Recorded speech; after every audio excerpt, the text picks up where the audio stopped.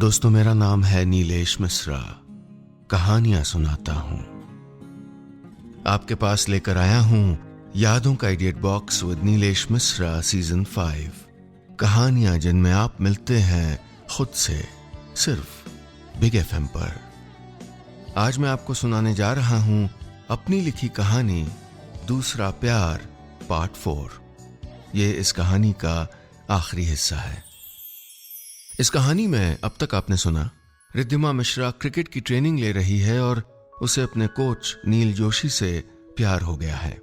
साथ साथ उसे प्यार हो गया है उस शख्स से जिसे वो नील समझकर लंबे वक्त से रात रात फोन पर मैसेज करती रही है। रिद्धिमा के पिता उससे नाराज हैं क्योंकि वो नहीं चाहते कि वो क्रिकेट खेले। वो चाहते हैं कि वो जिंदगी में ठहराव लाए, नौकरी करे। रिद्धिमा नील को प्यार जताती है लेकिन वो नॉनसेंस कहकर चला जाता है। और अब आ रही है रिद्धिमा की सबसे बड़ी परीक्षा, स्टेट टीम का सिलेक्शन। अगर रिद्धिमा टीम में शामिल हो गई तो उसकी जिंदगी बदल सकती है। लेकिन सिलेक्शन मैच के कुछ वक्त पहले उसके हाथ में चोट आ जाती है। अगले 48 घंटे में पता लग जाएगा कि रिद्धिमा क्या टीम में है या नहीं। सुनते हैं आगे।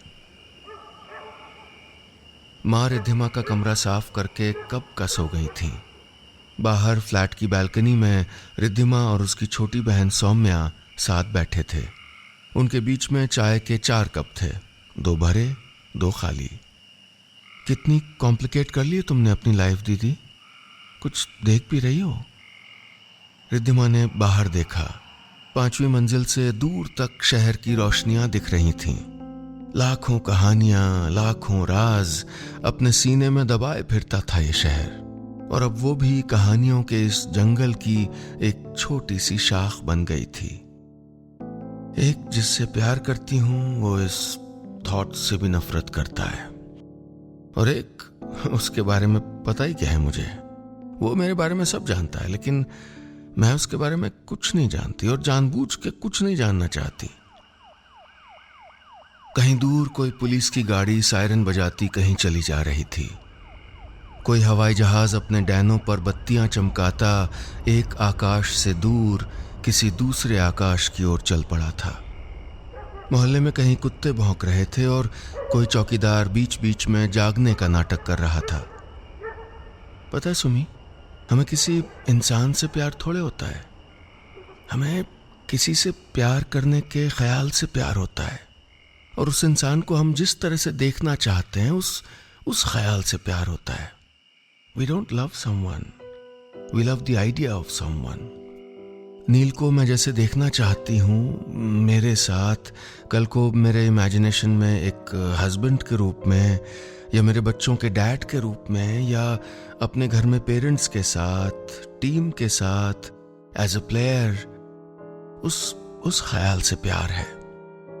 और इस अजनबी के साथ जब पता लगा कि वो नील नहीं है, उसके बाद भी मेरा लगाव कम नहीं हुआ बल्कि बढ़ता गया। क्योंकि मैंने जिन चीजों, जिन बातों के लिए उसको नील समझकर चाहा था वो तो वही रही ना। उसके नील न होने से बदल थोड़े गई। सौम्या सड़क पर सामने लैंप पोस्ट के इर्द गिर्द बनती कीड़ों की खूबसूरत कलाकृतियों को देखते हुए बोली, और चाय पियोगी? पहली बार किसी को बता रही हूं सुमी। एक बार जब मैं सोचती थी कि ये नील है, और मुझे एक दिन बहुत प्यार आया था इस पे, और गुस्सा भी कि ये नील मुझसे और क्यों नहीं खुलता, मुझे चाहता क्यों नहीं है। तो मैंने उसका अटेंशन पाने के लिए अपनी कुछ इंटीमेट तस्वीरें उसे चैट पे भेज दी थी। मुझे लगा था नील अगले दिन मुझे कम से कम एक प्लेयर नहीं, एक फीमेल की तरह तो देखेगा। और पता है इस अजनबी ने क्या कहा? इस अजनबी आदमी ने, जो मेरी फोटो कहीं भी शेयर कर सकता था दोस्तों के साथ किसी ग्रुप पर, उसने कहा, you are looking stunningly beautiful, लेकिन ऐसी तस्वीरें मत खींचा करो। फोन मेमोरी से डिलीट भी कर दो तो सेव रहती हैं उसमें। फोन चोरी हो जाए या बेच भी दो तो बहुत लोग फायदा उठाते हैं इसका। Can you believe it? मुझे उस प्रोटेक्टिवनेस से प्यार है यार। वो नील नहीं निकला तो कैसे ये सब भूल जाऊं? नील को मैं अलग रीजन से चाहती हूं, इसको अलग रीजन से, और और दोनों में ईमानदारी है। सोच रही हूं कि ठीक हो जाने के बाद अजनबी से मिलने के लिए कहूं, आई लव यू दीदी। कैसे सोच लेती हो इतना कुछ? मुझसे भी प्यार कर ले, तेरे 2 तो लवर हैं ही, 3 से ही। अगली सुबह रिद्धिमा फिर नेट्स पर थी। नील ने उसे तब तक प्रैक्टिस पर आने के लिए मना किया था जब तक वो पूरी तरह से ठीक न हो जाए, लेकिन वो जानती थी कि ठीक होने के लिए उसे नेट से दूर नहीं, पास होने की जरूरत थी। फील्ड में उसकी आंखें नील को तलाश रही थीं। वो उसके इर्द गिर्द वक्त बिताना चाहती थी, प्यार न सही, साथ तो सही। लेकिन नील आज नेट्स पर नहीं था, मैदान के किनारे पर बनी क्रिकेट क्लब की बिल्डिंग में था। 2 दिन विमेंस क्रिकेट बोर्ड और स्टेट सिलेक्टर्स की मीटिंग थी और उससे पहले उन सब के साथ अभी ब्रेकफास्ट। रिद्धिमा को नील को नेट्स पर ना देखने की आदत नहीं थी। ऐसी क्या पड़ी इतना टाइम इन सब के साथ बिताने की, ब्रेकफास्ट तक करने की? अरे भाई, इतनी नाश्ते की किल्लत थी तो हमारे घर आ जाते ना, मम्मी आई हैं, उनके हाथ के आलू के पराठे खिलवा देते। लेकिन नहीं, दूर रहने के तो बहाने चाहिए ना। जिद में रिद्धिमा वो सब करना चाहती थी जो नील ने उसको मना किया था। उसने प्रैक्टिस पे आने को मना किया था, वो आ गई थी। बैटिंग नहीं की थी, लेकिन डेप्यूटी कोच सर के तमाम मना करने के बावजूद रनिंग की, दाहिने हाथ से थ्रो फेंके और एक हाथ से विकेट कीपिंग भी की। बिल्डिंग के अंदर नील सूट और टाई में ब्रेकफास्ट पर बैठा था। विमेंस क्रिकेट से जुड़ी किसी भी मीटिंग में सारे अफसर आ गए थे, यही उनकी मेहरबानी थी, वरना हिंदुस्तान में पुरुषों के क्रिकेट को एकमात्र असली खेल और बाकी हर चीज को तो लूडो समझा जाता है ना। हाँ जी भाई नील, आपके हाथ में 2 लिफाफे हैं, बताइए। कॉफी ब्रेक के दौरान सिलेक्शन कमेटी के 2 मेंबर कॉफी और सीली हुई ब्रेड के सैंडविच खा रहे थे। सफेद बालों वाले ने कहा, आई ट्रस्ट योर जजमेंट। पहले भी आपने 3 नेशनल प्लेयर दिए हैं, दोनों में से एक का सिलेक्शन तो कर ही देंगे, डोंट वरी। नील ने कहा, सर एक रिकमेंडेशन है और दूसरी रिक्वेस्ट है। रिद्धिमा नील का इंतजार करने के बाद घर चली गई। सारी रात सो नहीं पाई। अगले दिन तय होना था कि रिद्धिमा की जिंदगी का सबसे बड़ा सपना उसके थोड़ा और करीब आएगा या नहीं। रिद्धिमा की मम्मी पूजा में रोज से बहुत ज्यादा देर तक बैठी रहीं। सारे देवी देवताओं से सीधी बातचीत की, बेटी की स्टेट टीम में भर्ती के लिए सिफारिश की, वर्षों से किए अपने व्रत उपवासों की दुहाई दी और भी बड़े व्रत उपवास रखने का वादा किया। माएं बच्चों के लिए यही तो करती हैं, अपना जीवन, अपनी आस्था का फल, भगवान से कमाए गए सारे बोनस पॉइंट सब बच्चों को सौंप देती हैं।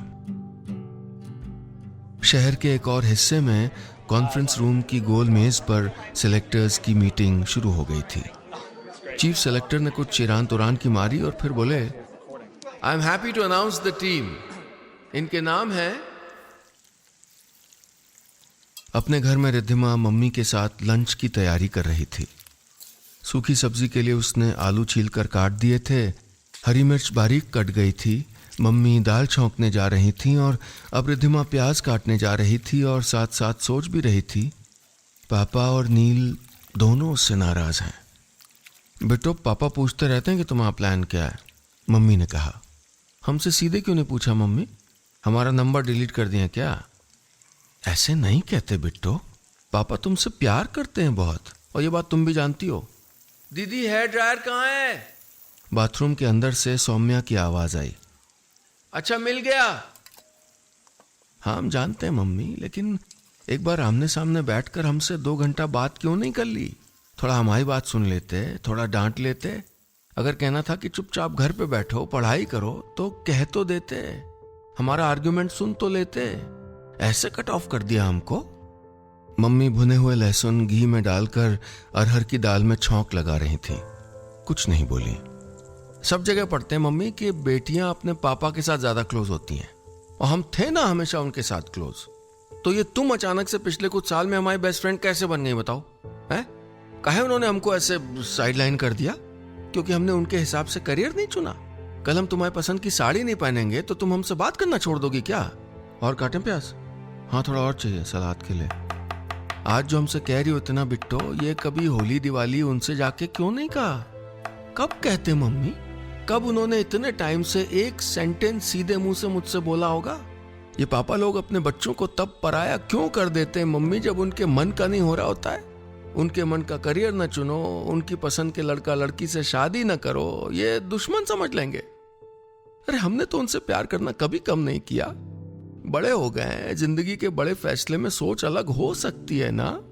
उनकी अपनी सोच अलग नहीं थी अपने पापा से, जब बाबा चाहते थे कि वो गांव में रह के खेती करें और पापा ने कहा था कि नहीं, मैं शहर में जाके पढ़ना चाहता हूं, और बाबा ने मानी थी ना, उनकी बात करना छोड़ तो नहीं दिया था ना। इतना पराया कर दिए हमको। कौन जाने रिद्धिमा की आंख में उमड़ रहे आंसू प्यास काटने से थे या 3 साल की तकलीफ बह निकली थी। अचानक बेडरूम में चार्ज हो रहा रिद्धिमा का फोन बजा। वो प्यास छोड़कर गई, 4 मिनट बाद वापस आई और मम्मी से बोली, पापा को फोन लगाओ मम्मी। मम्मी झिझकी। कछु ऐसा वैसा ना कह देना बिटिया, वैसे ही बीपी लगाओ ना मम्मी। मम्मी ने डरते डरते फोन लगा दिया। रिद्धिमा ने रुंधे गले से कहा, पापा आप ना मुंह फुलाए बैठे रहो, हम सबसे पहले कोई भी बात आपको बताते थे और बताएंगे। हमारा स्टेट टीम में सिलेक्शन हो गया है। किचन के स्लैब पर रिद्धिमा बैठी रो रही थी और 3 साल की अपनी नाराजगी अपने पापा से लड़कर निकाल रही थी। आपके हमारे रिश्तों में दरार अक्सर इसलिए आ जाती है क्योंकि हम दूसरा बनकर सोच नहीं पाते। हम दूसरे की नजर से दुनिया को, रिश्तों को, खुद को देख नहीं पाते। बस अपना धुंधला चश्मा लगाए दुनिया को देखते रहते हैं और एक जरा सी चोट गहरा जख्म बन जाती है। अगर हम बेवकूफी में अड़े थे तो आप नहीं कर सकते थे क्या? आप बड़े हैं, बड़प्पन दिखा देते। व्हाट्सएप पे तो खूब लगे रहते हैं पटर पटर। रिद्धिमा बोली। कहीं नहीं, पापा ने कहा। ये पिछले 10 मिनट में उनके कहे 10 शब्दों में से थे। रिद्धिमा के पास इतना कुछ था कहने को, उसने पापा को बोलने ही कहाँ दिया था। और पापा जो वैसे ही कम बोलते थे और अपने मन के भाव कम जाहिर करते थे, उन्हें रोते रोते बोल पाने की आदत ही कहाँ थी। पापा हम जानते हैं कि आपने कभी हमारे ऊपर कोई बंदिश नहीं रखी, हम दोनों बहनों के ऊपर। कहाँ जाना है, किससे मिलना है, आपने हमको हमेशा ट्रस्ट किया। घर जल्दी वापस आने को कहते थे हमारी सेफ्टी के लिए। हम जानते हैं, हम सबसे कहते हैं ये बात। हम जानते हैं कि आप हमारे क्रिकेट खेलने से नाराज थे, इसलिए नहीं कि आप हमको इंडिपेंडेंस नहीं देना चाहते थे, बल्कि इसलिए क्योंकि आपको पता नहीं है कि इसमें कोई फ्यूचर है कि नहीं। हम जानते हैं, लेकिन हम भी वही चाहते हैं पापा जो आप चाहते हैं। हम स्पोर्ट्स कोटा में पा जाएंगे कहीं नौकरी अब, लेकिन क्रिकेट नहीं छोड़ेंगे। मत छोड़ना, पापा ने कहा। अब आ जा मेरे पास, आमने सामने लड़ लेना। पहले एक बात का प्रॉमिस करो, जैसे पहले घर में मेरी, तुम्हारी और मम्मी और सुमी की टीम होती थी, वैसे ही अब फिर से हुआ करेगी। ठीक है, लेकिन मेरी भी एक बात माननी होगी, पापा ने कहा। शादी कर ले अब, मैंने देखे हैं कई। नहीं करूंगी, नहीं करूंगी आपके देखे लड़कों से मैं शादी। मैं खुद ढूंढूंगी लड़का और आप प्यार से एक्सेप्ट करोगे उसको, और अगर वो लुच्चा निकला तो छोड़ दूंगी उसको, और वो फैसला भी आप एक्सेप्ट करोगे। Okay bye. रिद्धिमा ने फोन रख दिया। मुस्कुराती, आंखों में आंसू लिए मम्मी और सौम्या उसे देख रही थी। मम्मी तो बस रोए जा रही थी। सौम्या बोली, कैसे पापा को धमका लिया, गुंडी कहीं की। तुम लोग ऑपोजिट टीम के हो, तुम ही से बात करो। फिर मम्मी को देख के बोली, नेता विरोधी दल, हमारे कपड़े निकलवाओ, हमको दौड़ के अपने कोच से मिलने जाना है। आधे घंटे बाद जब खाना खाकर और तैयार होकर रिद्धिमा चलने को हुई तो सौम्या माँ के सामने बोली, सजी तो ऐसे हो जैसे कोच नहीं, मम्मी के दामाद से मिलने जा रही हो। ऐसा रहपटा पड़ेगा ना, दीवार से चिपक जाओगी जाके। बहुत जवान चलने लगी है। सौम्या को घूरते हुए रिद्धिमा घर से निकली और सीधे क्रिकेट क्लब पहुंच गई। नील अपने ऑफिस में नहीं था। डेप्यूटी कोच सर बोले, नील सर नहीं आएंगे, आपने सुना नहीं? अरे उन्होंने तो रिजाइन कर दिया। रिद्धिमा को कुछ समझ नहीं आ रहा था। मुझे पानी मिल सकता है सर? डेप्यूटी कोच ने तुरंत पानी मंगवाया। ग्लूकोज भी। बोले, आपका तो टीम में हो गया है, आप क्यों परेशान हैं? नील सर की बात सुन के घबराहट सी हो रही है। उनके ना होने से मेरा हमारा क्या होगा सर? उन्होंने क्यों रिजाइन किया? चपरासी तो बता रहे हैं कि कल नील सर ने 2 लड़कियों के नाम रिकमेंड किए थे सिलेक्टर्स को, उनको नहीं लिया गया होगा, ये तो ना गए होंगे, बस ठोक दिया इस्तीफा, और क्या। किन 2 लड़कियों को रिकमेंड किया होगा और मुझे इस लायक भी नहीं समझा? रिद्धिमा ने सोचा। अब नील के इस्तीफे पर अफसोस से ज्यादा रिकमेंड न किए जाने पर उसे गुस्सा आ रहा था। रिद्धिमा ने पानी एक घूंट में पिया, फिर ग्लूकोज एक घूंट में पिया और चल दी। पीछे से डिप्टी कोच ने कहा, अरे कोच तो आते जाते रहते हैं रिद्धिमा, तुम खेल पे ध्यान दो। रिद्धिमा बिल्डिंग से बाहर निकली और पार्किंग से नील के नंबर पर फोन करने लगी। ऑफ था। फोन देखा तो साथ साथ अजनबी के 3 मैसेजेस थे। क्या हम आज मिल सकते हैं प्लीज? उसने फोन बैग में रखा, स्कूटर लिया और चल पड़ी।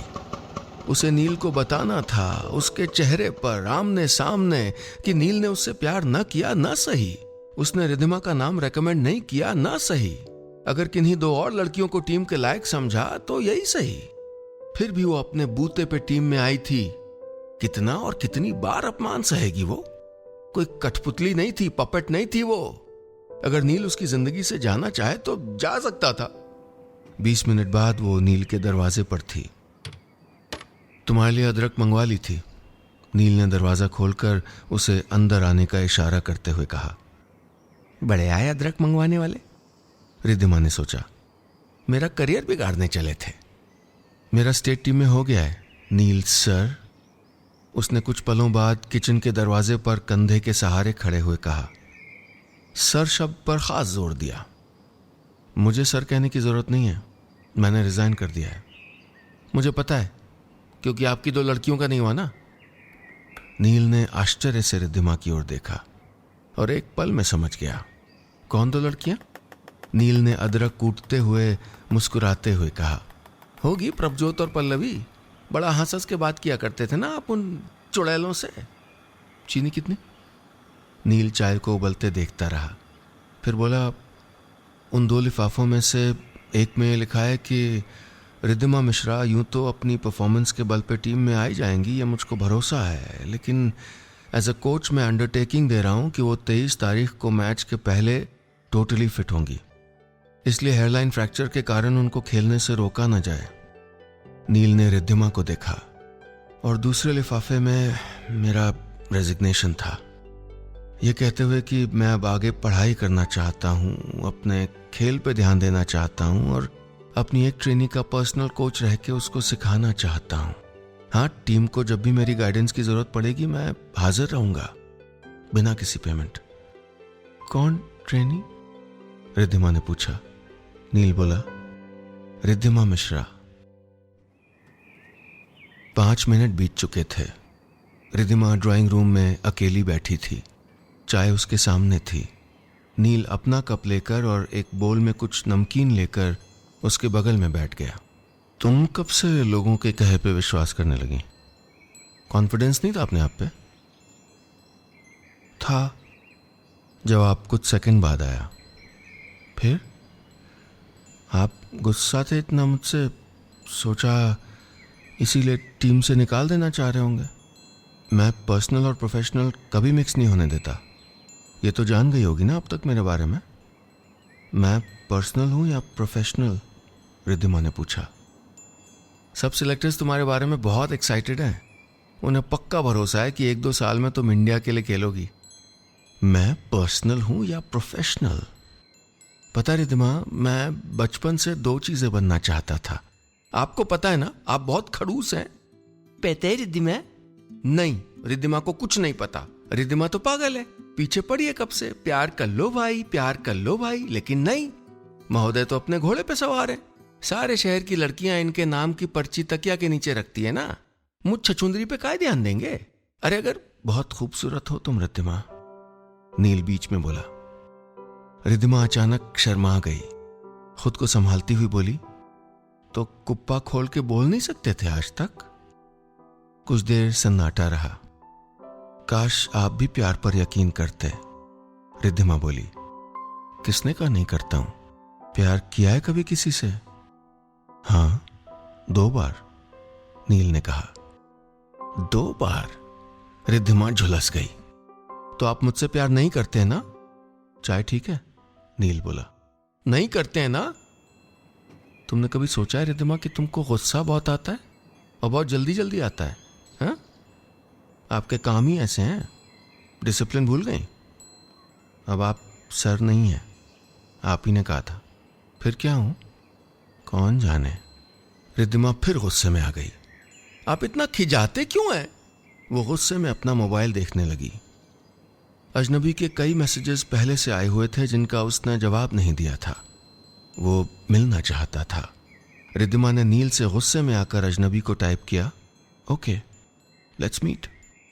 वो मैसेज भेजने ही वाली थी कि उसे नील ने जो कहा था याद आ गया। पहली कौन थी? क्लास में थी, Bengali, beautiful eyes, long hair. Riddhima ने गुस्से में अपना जबड़ा भींच लिया। फिर उसकी शादी हो गई, नील ने कहा। रिद्धिमा ने गुस्से और जलन में अजनबी को मिलने के लिए लिखे मैसेज पर सेंड दबा दिया। अच्छा, और दूसरी? वो बोली। तुम।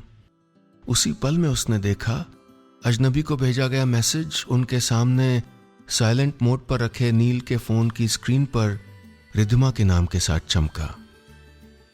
रिद्धिमा की सांसें रुक गईं। कुछ पल लगे उसे समझने में। नील उससे प्यार करता था और अजनबी नील ही था। मुझे तुमसे प्यार हो गया था रिद्धिमा, और तुम्हारा कोच होते हुए तुमसे प्यार करना मेरे लिए अनएथिकल था, कॉन्फ्लिक्ट ऑफ इंटरेस्ट। एक शाम जब तुमने मुझे पर्सनल नंबर पे मैसेज किया तो एक ऐसा कमरा खुल गया था जहां मैं तुमसे अपने दिल की बात कह सकता था, where I could be myself, बिना गिल्ट के। जब तक रिद्धिमा समझ पाती, उसने देखा उसका सर नील के कंधे पर था और उसने नील के मजबूत हाथ कस के पकड़े हुए थे। I love you Riddhima, I love you Neel. जिससे आपको पहला प्यार हुआ था, कैसी थी वो? पहला प्यार बहुत खूबसूरत होता है ना? नहीं, ये राइटर्स का बनाया झूठ है, नील ने कहा। दूसरा प्यार सबसे खूबसूरत होता है। बस इतनी सी थी ये कहानी।